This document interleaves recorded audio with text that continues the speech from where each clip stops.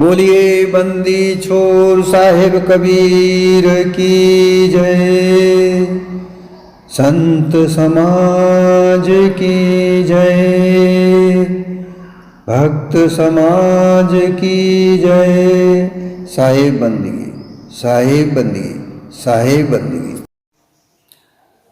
आज हम सदगुरु कबीर बीजक के साखी प्रकरण में साखी नंबर 200 का विचार करेंगे।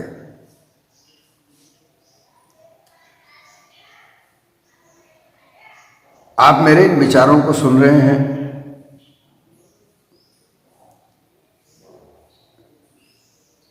और सुनकर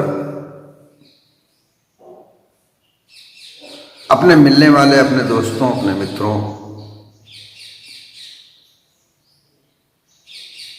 तक ये बात पहुंचाएं।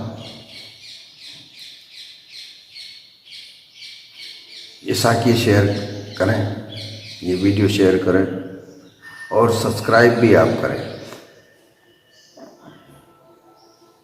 आपके विचार, आप अगर कुछ कहना चाहते हैं, आपकी किसी प्रकार की शंका है तो कमेंट बॉक्स में लिखें।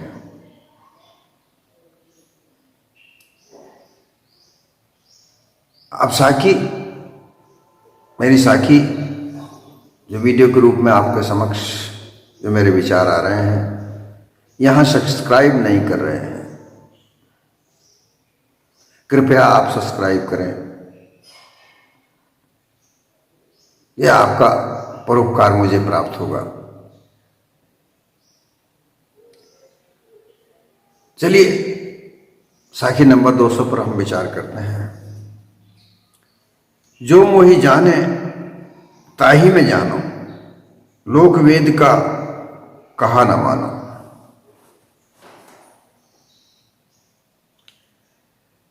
यहां जो सदगुरु कबीर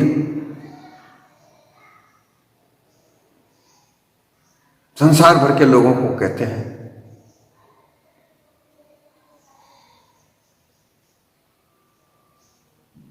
कि जो मुझे जाने, अर्थात जो मेरे सिद्धांत को, जो मैंने निर्णय, सार शब्द, निर्णायक शब्द को निकालकर ग्रहण करके और उस पर मैं पहले स्वयं स्थित हुआ हूं और उसको जांच परख करके देखा है कि यहां जीवत मुक्ति है।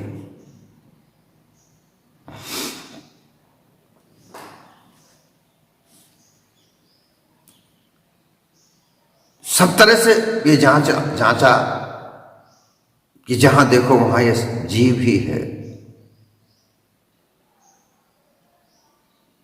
184 जीवाजून जीव से है, अगर जीव नहीं है तो कैसी 184 जीवाजून? 84 लाख योनियां जो कही जाती हैं, 4 खानी जो कही जाती हैं, ये जीव से है। अगर जीव नहीं है तो कुछ भी नहीं है।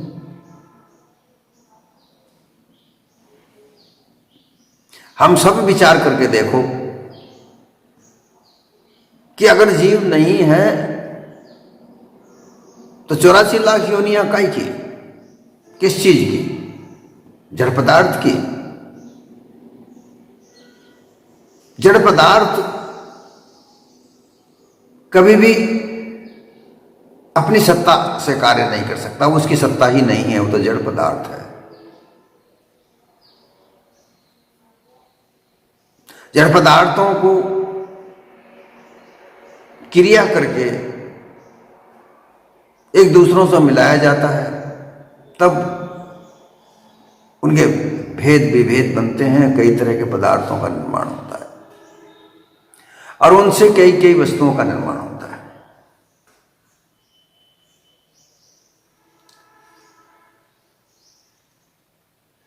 तो साहब ने यही पहले जांच किया, जांच करके परखा, धारण किया। तो धारण करके जब देखा कि यही मुक्त पद है, जीव के अलावा कुछ है ही नहीं,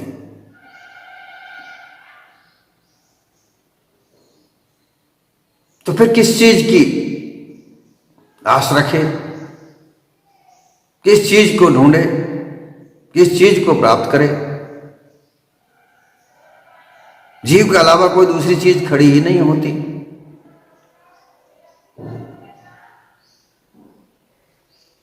अब इस जीव में बहुत से लोग आत्मा भी कहते हैं, आत्मा शब्द भी प्रयोग होता है, लेकिन यहां भी पदवी आ जाती है, उपाधि आ जाती है। शुद्ध नाम तो चेतन स्वरूप जीव ही है, चेतन है। यह जीव चेतन ना होकर जड़त्व को प्राप्त करता है, तब इसके ऊपर विभिन्न प्रकार की उपाधियां लागू हो जाती हैं। यह अल्पज्ञ कहलाता है।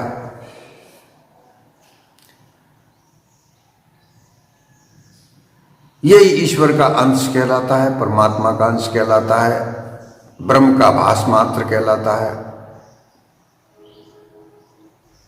कारण कारण अज्ञानता, जड़ता, और फिर जड़ता के साथ मोह बंधा हुआ, उसके साथ अपना मान लेना, ये जो जड़ पदार्थ हैं ये मेरे हैं।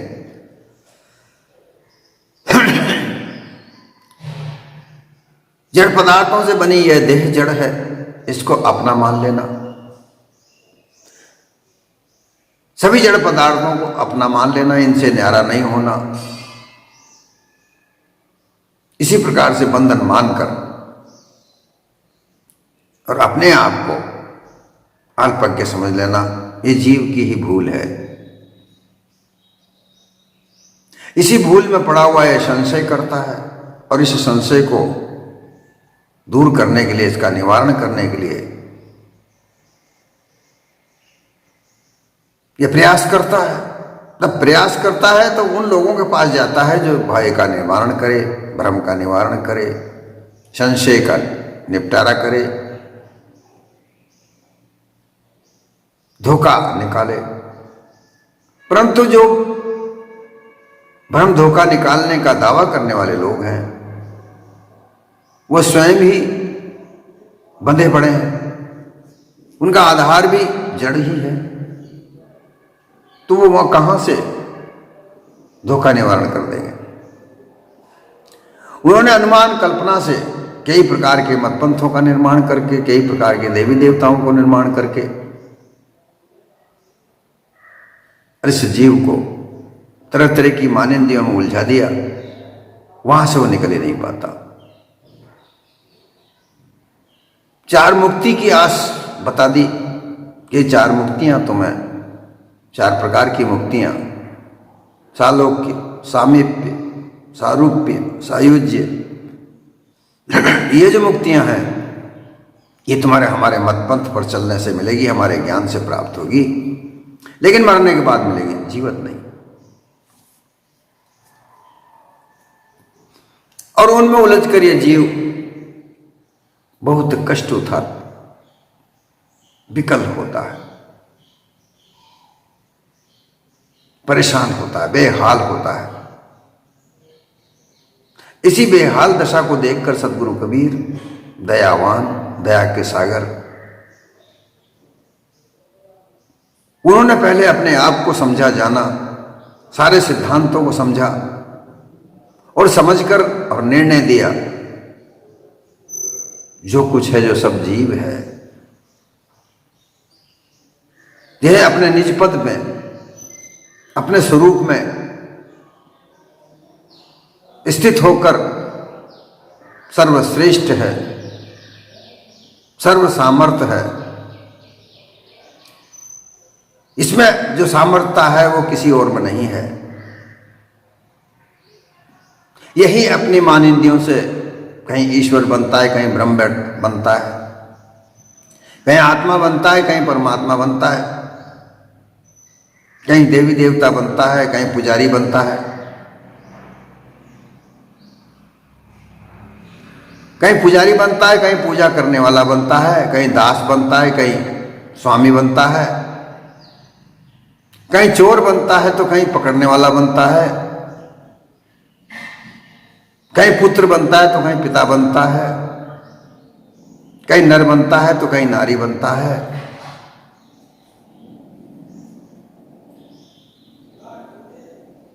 कहीं हाथी बनता है तो कहीं महावत बनता है, कहीं चींटी बनता है। इस तरह से ये सारा खेल इस जीव का ही है। यह निर्णय सदगुरु कबीर ने दिया, जांच कर परख कर, और संसार भर के लोगों को इस सिद्धांत देते हुए कहा कि जो मेरे इस सिद्धांत को जानेगा, जो मोई जाने, जो मेरे इस सिद्धांत को जानेगा ताही मैं जानू, वो मेरा परम मुमुक्षु रहेगा, ज्ञान अधिकारी रहेगा।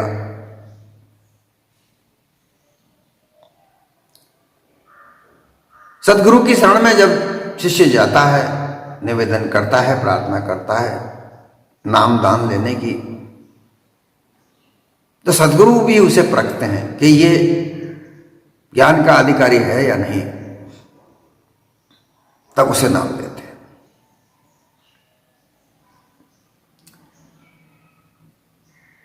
नाम प्राप्त करने के लिए गुरु के पास जाने के लिए भी श्रद्धा होनी चाहिए। थोड़ा तो आदर सत्कार हो। सदगुरु की शरण में बैठने के लिए, उनके उपदेश को सुनने के लिए स्थिरता तो हो।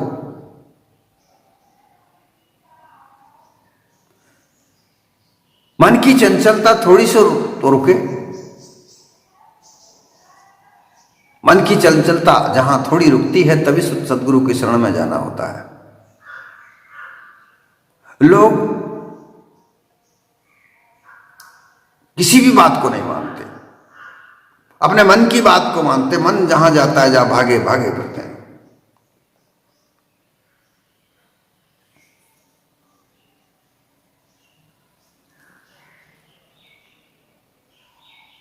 तो यहां सतगुरु ये यही बात कहना चाहते हैं कि तुम मुझे जानो।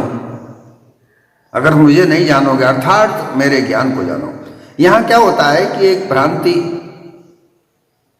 सामने आ जाती है कि सदगुरु कबीर ये कह रहे हैं कि मुझे परमात्मा मानो, मुझे कहीं ईश्वर से ज्यादा मानो। लोग बागों ने भ्रांतियां संसार में फैला रखी हैं कि सदगुरु कबीर निरंजन के भी पिता हैं। वो वेदों में भी हैं, उपनिषदों में भी हैं, वो जगह जगह वही हैं। ब्रह्मा विष्णु महेश भी उनके आशीर्वाद से पैदा हुए हैं। ऐसा भ्रामिक ज्ञान फैला फैला कर लोग बाग सदगुरु कबीर के सिद्धांत को समझ ही नहीं पाए, खुद भ्रमित हैं और सारे संसार को भ्रमित करते हैं।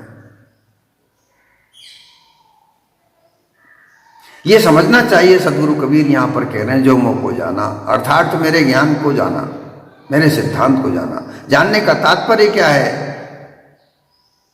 हम किसी व्यक्ति के लिए जानने की बात करते हैं, पहचान करने की बात करते हैं। कोई हमसे पूछता है कि आप फलां व्यक्ति को जानते हो, तो जानने का तात्पर्य यह है कि वह कैसा है, वो क्या करता है, क्या नाम है, कहां रहता है, कैसी उसकी आदतें हैं। संपूर्ण जानकारी उस व्यक्ति के बारे में तुम्हें जानकारी है, उसके बारे में कोई तुमसे पूछता है।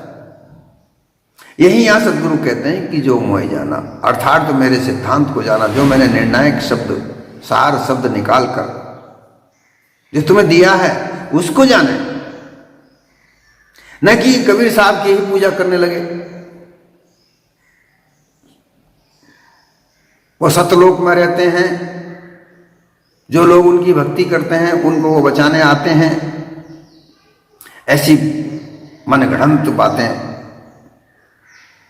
पाखंड के आधार पर बना करके लोगों को गुमराह किया जाता है। और लोग तो पहले से ही गुमराह हैं। लोगों तो आस दिलासा दिलाने वाला ज्ञान ही तो चाहिए। ज्यादातर हजारों सालों से दिलासा का ज्ञान ही तो प्राप्त करते आ रहे हैं और मिलने को कुछ नहीं। बड़े बड़े आडंबरों से बड़े बड़े मठ, उन मत पंथों के मठ आश्रम बड़े बड़े बन गए। करोड़ों करोड़ों लोग उनके साथ जुड़ गए। जो जुड़ने वाले लोग हैं उनका कुछ नहीं हुआ, वो तो वहां के वहीं रहे। परंतु जो जोड़ने वाले लोग हैं उनके हाल देखो। उनकी हुई है मुक्ति। वो धन संपन्न, ऐश्वर्य संपन्न, मान सम्मान से संपन्न हो गए और ये बात समझ में नहीं आती। तो कबीर साहब को नहीं जाना, सदगुरु कबीर को नहीं जाना, उनके सिद्धांत को नहीं जाना, केवल उनके मनगढ़ंत बनाए हुए सिद्धांत के आधार पर सदगुरु कबीर को परमेश्वर, परमात्मा बनाकर जो हजारों साल से कल्पित वाणियां चली आ रही हैं वो कबीर साहब को लेकर बनाकर उन लोगों ने अपना मत पंथ बनाया और वही धोखा खड़ा करके कबीर के नाम से खड़ा कर दिया। लोग अन्य अन्य नामों से खड़ा करके धोखा चला रहे थे, कबीर के नाम से खड़ा कर दिया। कारण पैसा कमाना, धन कमाना, मान सम्मान कमाना, बस और कुछ नहीं। किसी को मुक्त मिले हो, कोई मुक्त हो या ना हो कोई बात नहीं, हमको तो धन मिल रहा है, हमारा तो बढ़िया काज हो रहा है।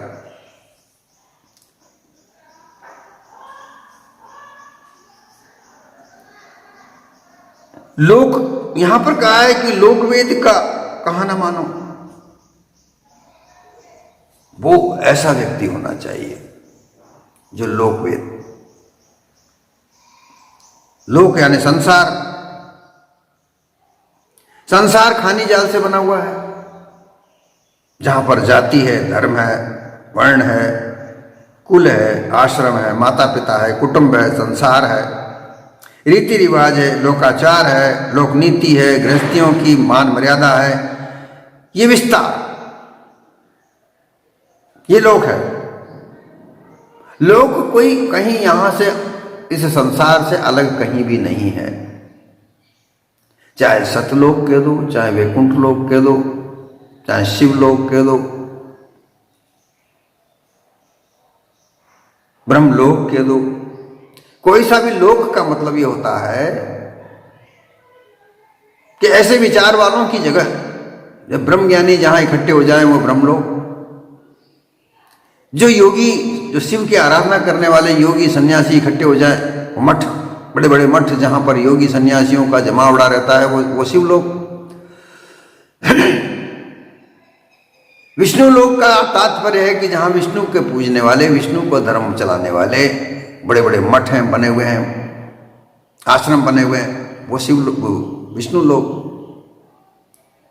सांसारिक जीवों का, जो सांसारिक मानव है, जो संसार की मान्यताओं में रहता है, वो संसार का सामाजिक लोक।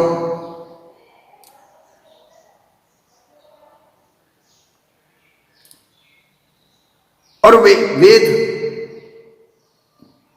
लोक यहां खानी जाल है तो वेद यहां वाणी जाल है। वेद के नाम से विभिन्न प्रकार की वाणी जाल को रचकर, गद्य पद लिखकर, विभिन्न प्रकार के ग्रंथों को लिखकर इस संसार में प्रसार किया। इनकी न माने, इनको वो लेकर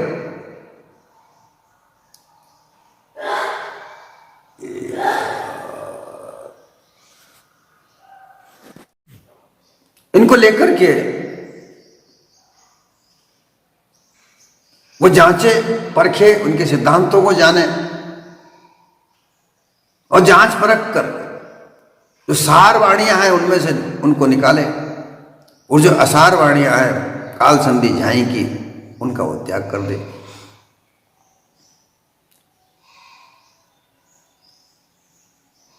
आस्था के नाम पर अंधी श्रद्धा ना रखे, अंधविश्वास ना रखे, धर्मांधता ना रखे। ऐसा व्यक्ति मुझे जानेगा, मेरे सिद्धांत को जानेगा,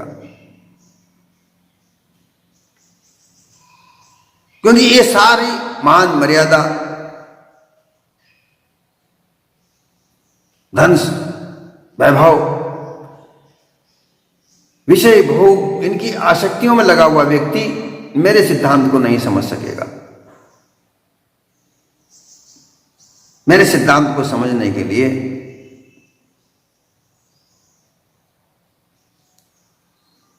उसे इन लोगों से, वेदों के खानी जाल, वाणी जाल से और लोक संसार के खानी जाल से निकलना पड़ेगा। इस संसार में दो ही जाल है, खानी जाल और वाणी जाल। इनमें से उसे निकलना पड़ेगा, तो ही वो मेरे सिद्धांत को समझेगा।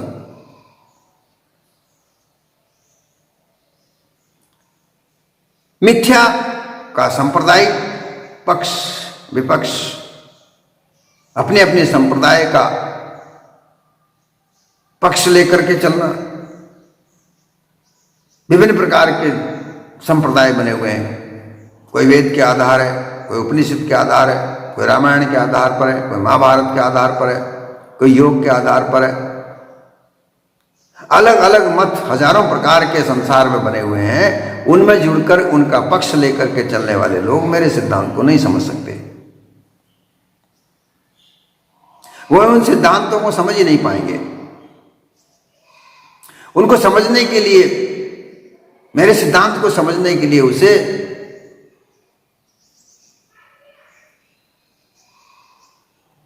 मुमुक्षु बनना पड़ेगा, जिज्ञासु बनना पड़ेगा।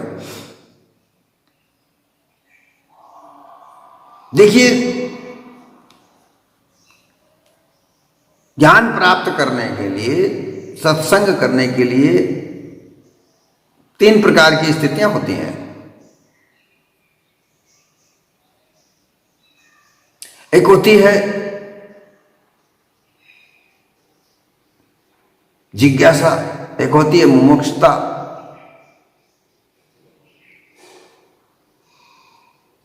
और एक होता है कौतूहल। जब लोग सत्संग करने जाते हैं, सत्संग करते हैं, उन सत्संगियों को सत्संग करते हुए देख, सत्संग में जाते हुए देख, लोगों को कौतूहल होता है कि आप क्या करते हो। वो पूछते हैं उन सत्संगियों से कि तुम ये क्या करते हो, कहां जाते हो।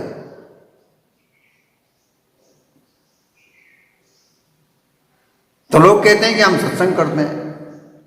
वो कहते हैं कि सत्संग क्या होता है, इसमें क्या करते हो। कौतूहल के वजह से किसी प्रकार का कोई प्रश्न का उत्तर मिले या ना मिले, यह आवश्यक नहीं है, पर वो कौतूहल करता है।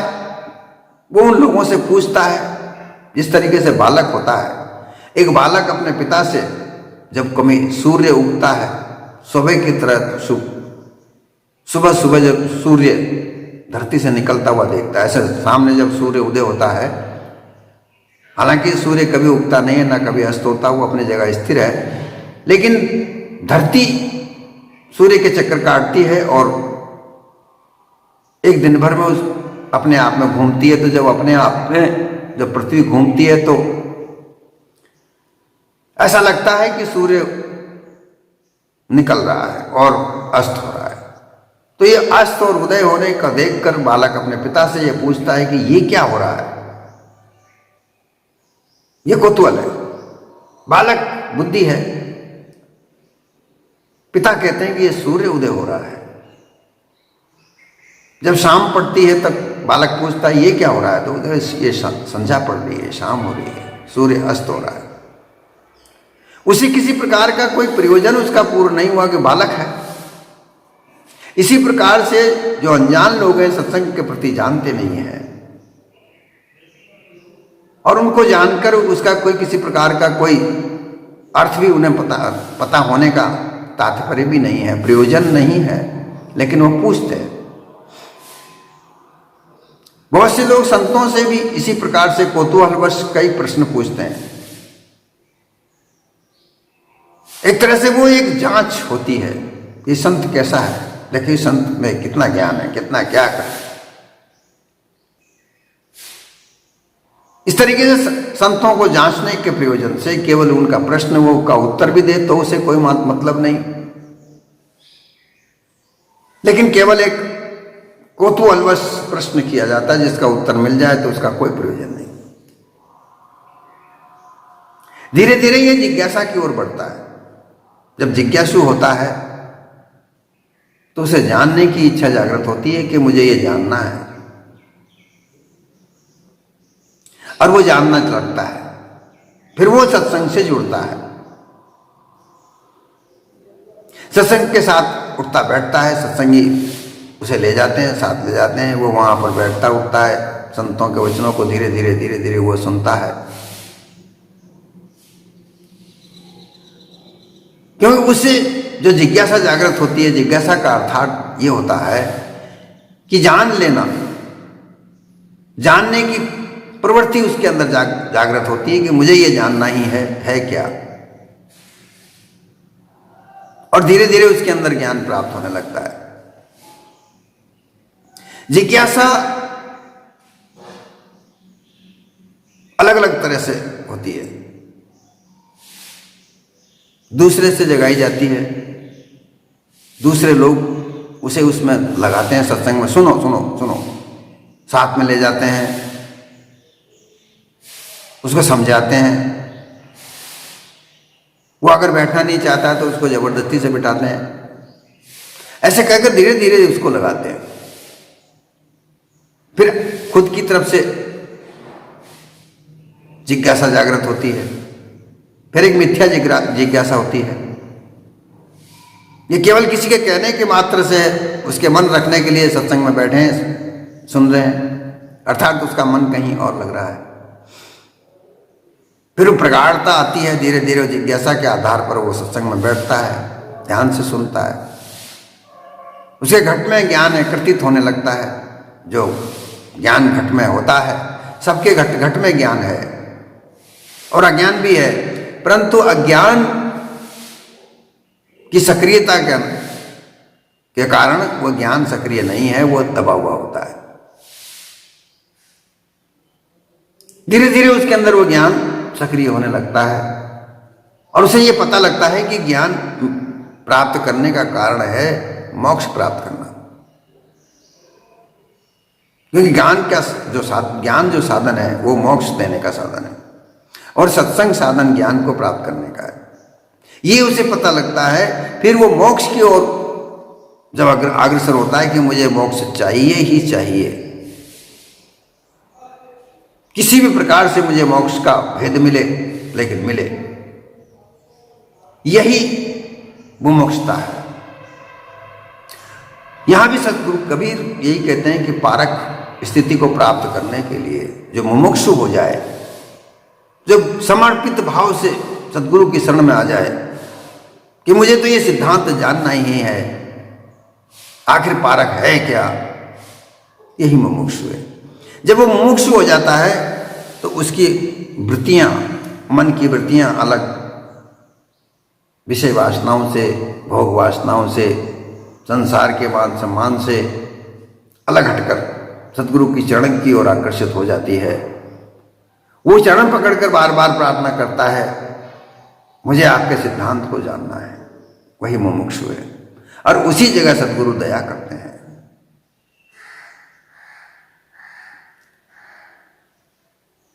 ऐसी जगह पर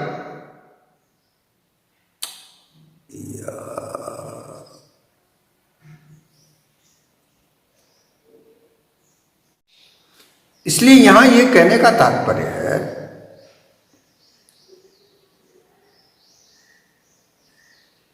कि सतगुरु कबीर का जो सिद्धांत है उसको समझने के लिए वाणी जाल खानी जाल लोक वेद अर्थात लोक अर्थात खानी जाल, वेद अर्थात वाणी जाल, इनकी त्याग करने की मुमुक्षुता, सद्गुरु कबीर के सिद्धांत को समझने का मुमुक्षुता जब तक प्राप्त नहीं होगी तब तक वो सिद्धांत को समझ नहीं सकते। और जिस दिन ये समझ में आ जाता है कि हमें इस सिद्धांत सद्गुरु कबीर के सिद्धांत को समझना है, परखना है, जानना है, अटूट श्रद्धा लेकर सद्गुरु की शरण में आ जाए और महापारक सिद्धांत को समझने के लिए प्रार्थना करे, सत्संग करे, नित्य श्रद्धा रखे, तो अपने निज स्वरूप की प्राप्ति हो जाती है। सद्गुरु कबीर के सिद्धांत की जानकारी हो जाती है, उसको जान लेते हैं। जब सद्गुरु कबीर यहां पर यह कह रहे हैं कि जो मोहि जाना ताय मैं जाना, जो सद्गुरु कबीर को समझेंगे अर्थात उनके सिद्धांत को समझेंगे, वही तो सद्गुरु कबीर ने कहा है कि उसी को मैं जानूंगा। अर्थात आज के तारीख में आजकल जो सद्गुरु कबीर के सिद्धांत को लेकर जो यथार्थ रूप से उपदेश करते हैं, निर्देश करते हैं, शब्द की व्याख्या करते हैं, वह भी उन्हीं को जानेंगे जो उनको जानेंगे। अर्थात पारक सिद्धांत के लिए शरणागत होकर पारक सिद्धांत को समझने के लिए पारखियों के साथ जाएगा, पारखी भी उसको समझेंगे।